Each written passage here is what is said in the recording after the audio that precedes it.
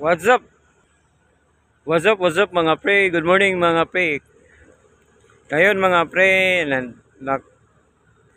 dumaong kami kanina mga 2 mga pre, mga 2:30 na kami natapos pagdaong. Dito kami sa Port of Ormoc ngayon, nagbunkering. Yung nakaraan loading namin, nagka-loading kami kay MB Longtan 3 oh. Oh, yan si MB Longtan 3 mga pre.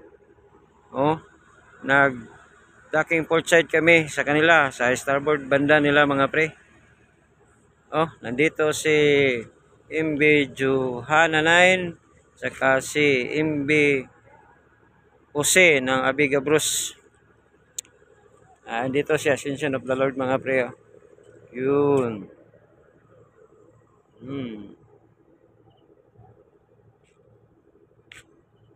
Oh, ayan yung kuha namin tanker, tanker na truck mga pre. Yung binangkiring namin ngayon 4K lang papuntang Dumaguete City.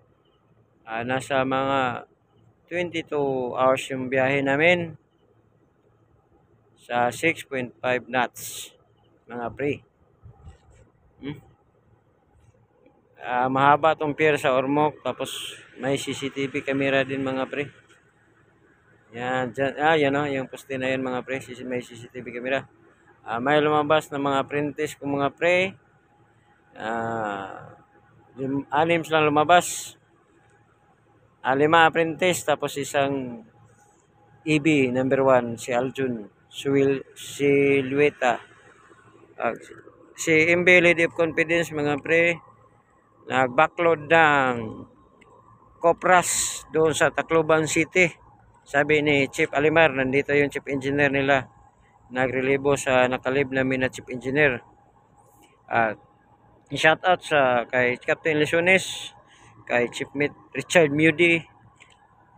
Shout out.